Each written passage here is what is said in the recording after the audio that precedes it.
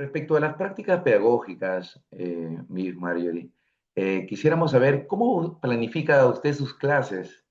¿Qué aspectos considera más importantes en la planificación de una clase?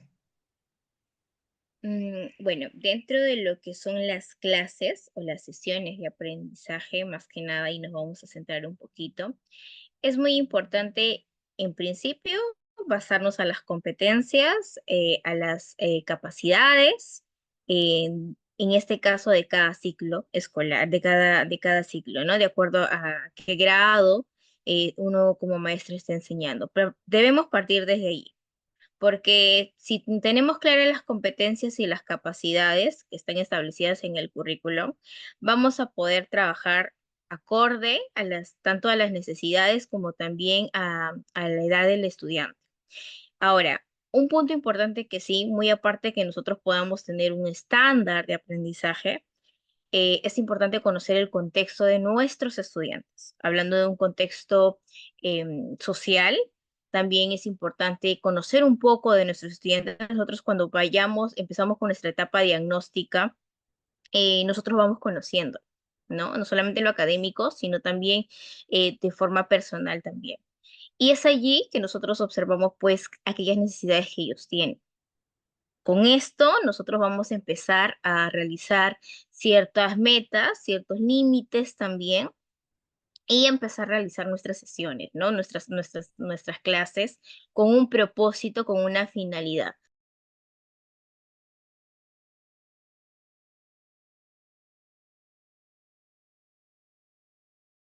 ¿Qué metodologías de enseñanza utiliza con mayor frecuencia, ¿no? ¿Y por qué?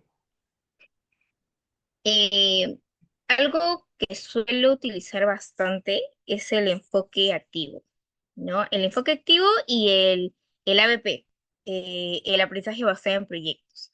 ¿Por qué? Porque esto hace que en ambos casos los chicos son los principales actores. Son ellos quienes van a motivar, van a avanzar. Porque como repito, muchas veces nosotros los profesores queremos lograr cierta meta o cierto objetivo que nos pide el colegio, ¿no? O la escuela, pero no tomamos en cuenta lo que ellos desean, ¿no? Particularmente yo, por ejemplo, para hacer actividades, sesiones de clase o incluso hasta las mismas participaciones en los colegios, ¿no? Como cuando hacemos vestidanza, ese tipo de actividades, tomo mucho en cuenta lo que ellos desean.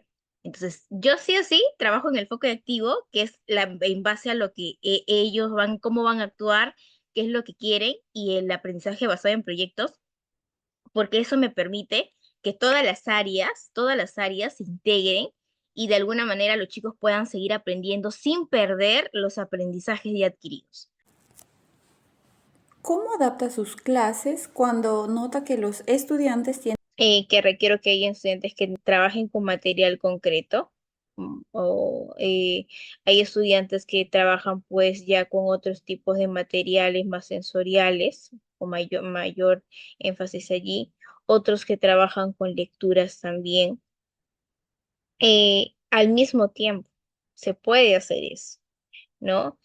Allí vemos un poquito, igual recapitulando un poquito el tema de lo que es inclusión, pero precisamente se diversifican estas actividades de acuerdo a cómo el estudiante aprende, ¿no? A su ritmo. Eh, Suelo también organizarlos de acuerdo en grupos según su nivel de avance. En algunas oportunidades, no siempre. Eso ya va a depender mucho de cómo ustedes vean el avance de los chicos. En algunas oportunidades, cuando requiero, por ejemplo, mayor refuerzo en un estudiante o dos, tres estudiantes en específico, a ellos tres los... ¿Cómo fomenta la participación y el pensamiento crítico en sus estudiantes? Cada sesión de clases, nosotros comenzamos con una problematización, ¿no? Luego pasamos al paso de los saberes previos o lo que ellos ya conocen. Y es algo que todo maestro, creo yo, lo hace siempre, o de repente si no se ha dado cuenta, yo creo que con lo que les voy a decir, este, sí van a notar que sí lo realizan, ¿no? Es la planteación de las preguntas abiertas, preguntas incluso y ellos mismos van a contextualizarlos con su propia vida, ¿no? Eh, y les comentaba en una pregunta anterior, es importante que los chicos debatan en clase. No que peleen, porque muchas veces confunden el debate con pelea. El debate no es una pelea.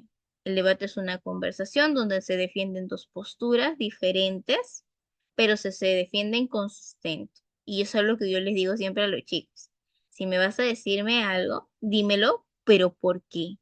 ¿Por qué es que tú me estás diciendo, sabe que a mí sí o esto no? Y eso es algo que yo hago bastante en tema de debates, porque hacemos que ellos reflexionen, lleguemos a la reflexión, se den cuenta de qué cosas estamos mejorando, qué cosas no. Eh, Presento también algunos casos particulares, es más, desde temas de matemática hasta temas sociales, ejemplos, ¿no? Para que ellos de esa manera también lo puedan ver reflejado en el aula. ¿Qué recursos tecnológicos, materiales, dinámicas utiliza para enriquecer sus clases? Cuanto a presentaciones dinámicas, yo trabajo bastante con recursos digitales. Hoy en día se trabaja mucho que son las diapositivas, por ejemplo, ¿no? En cuanto a tecnología. Pero ya hay otros espacios que incluso reducen el trabajo del maestro, ¿ah? Que son las inteligencias artificiales, por ejemplo, una de ellas es Canva, que es la más conocida, ¿no? Que ya tiene de por sí presentaciones que captan mayor atención de los chicos y básicamente lo que nosotros tenemos que hacer es adaptarlas a nuestros contenidos, a aquello que vamos a presentar.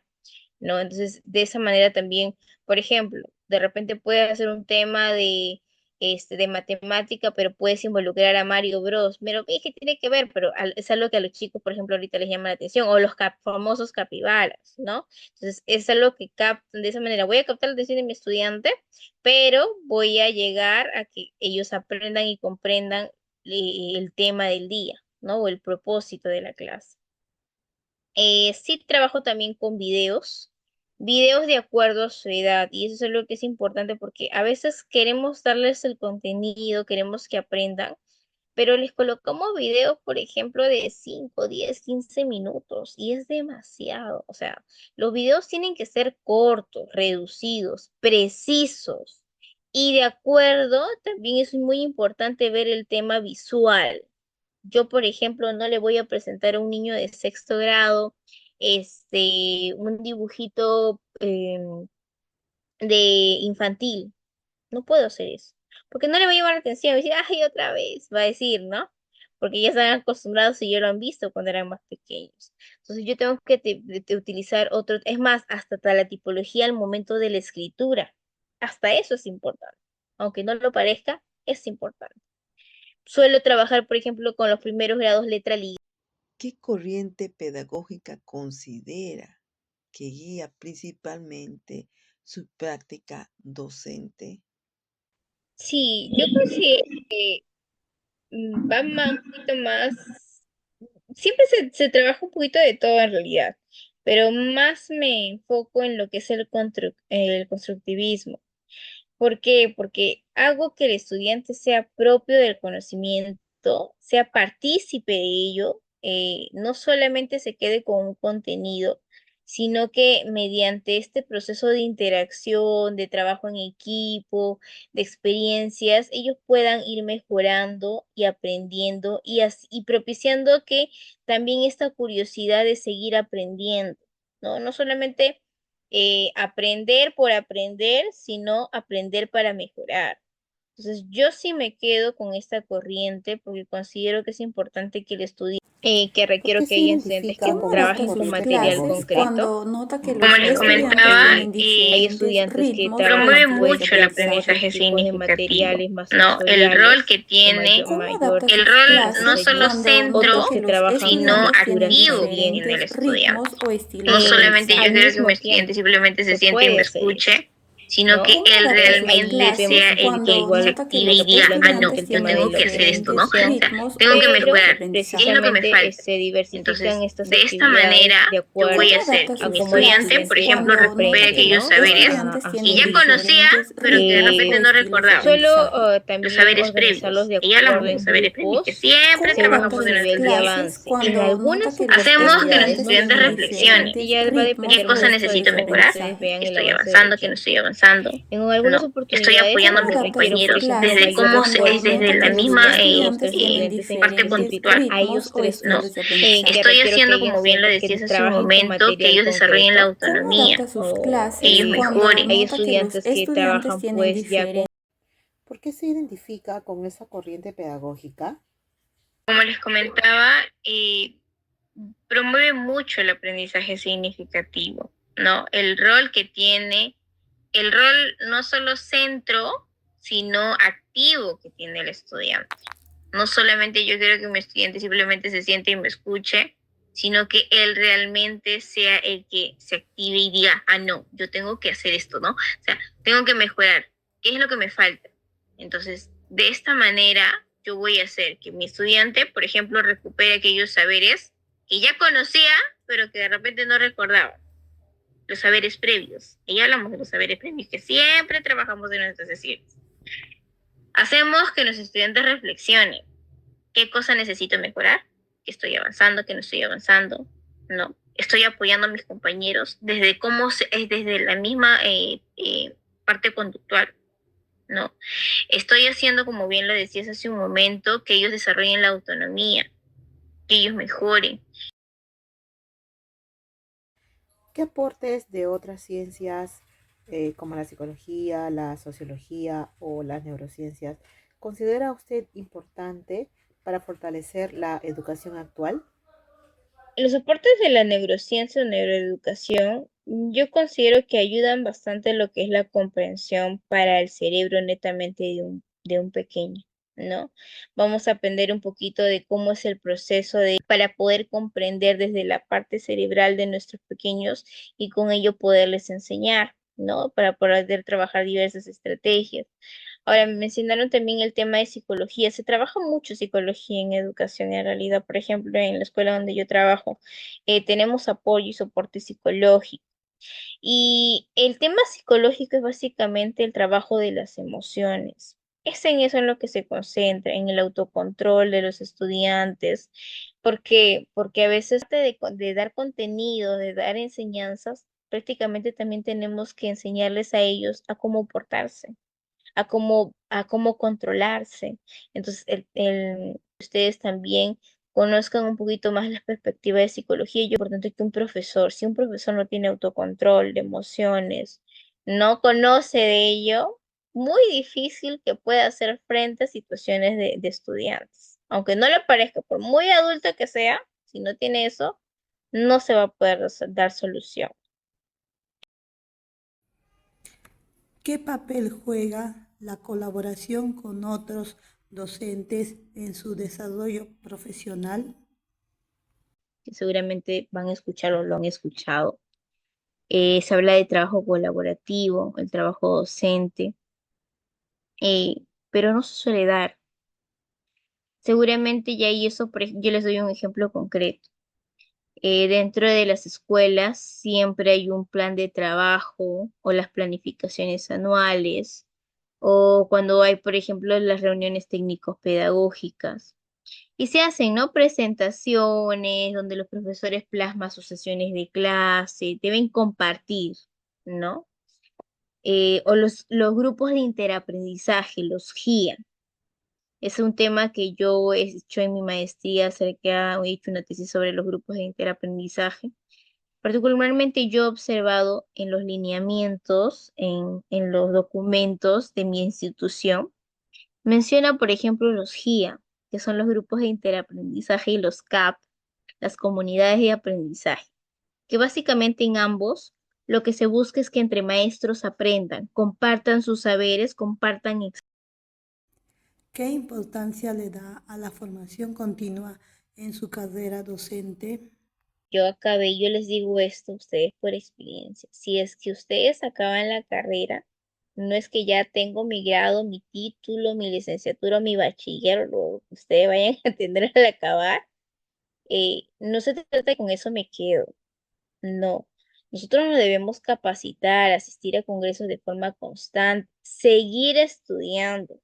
Como yo les decía, a mí cuando yo acabé la carrera, lo primero que me dijeron, ya deja de estudiar, relájate. Me hablaban del año sabático, que descanse. Y yo decía también, pues no, sí, he estado cansada, sí me estudió 5 años, he tenido que sacar buenas calificaciones. Por un momento sí, me pasó por eso por la cabeza. Pero cuando entré ya a laborar, me di cuenta que me faltaban muchas cosas por aprender, muchas cosas por, y sigo insistiendo de que aún me falta, porque nosotros vamos aprendiendo cada día. Entonces, sí considero que es importante que un profesor de forma constante se esté preparando, porque repito, se vienen muchas cosas y es que importante es mejor tener ya algo preparado que nos tome, ¿no?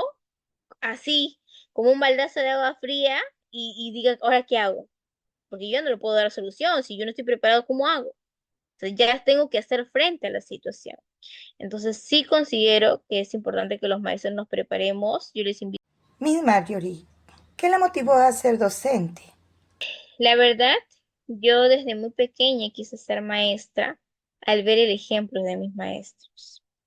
Eh, tenía una maestra en particular que me apoyaba mucho cuando yo tenía incluso hasta problemas familiares. Mira cómo es que una maestra se puede dar cuenta de cómo es que llega su alumno a clase. Tanto puede conocer una maestra el comportamiento de sus niños que pueden notar la diferencia de cómo un niño puede estar alegre un día y triste al otro. Entonces, eso a mí me marcó mucho y que luego la maestra me empezara a ayudar porque llega a ocasionar que en los chicos estos problemas emocionales o que puedan tener en casa existan cambios en el tema académico, sí. Por más que pueda ser un niño que me diga, ah, no, Misa, él destaca, ella destaca, pero podemos fomentar que mis pequeños cambien ese ritmo. Entonces, este ejemplo concreto de mi maestra para mí fue muy significativo, hizo que amara el enseñar. Yo desde muy pequeña ya agarraba a mi hermano y lo tomaba como si fuera mi alumno. Se estresaba mi hermano conmigo, pero era algo que a mí me gustaba y impartir. Ya cuando yo fui adolescente, sacaba muy buenas calificaciones, me gustaba porque yo quería ser maestra, pero mis propios maestros, miren, me decían, no estudies educación, no vas a ganar bien, te vas a morir de hambre. Es verdad, no nos pagan mucho, es cierto.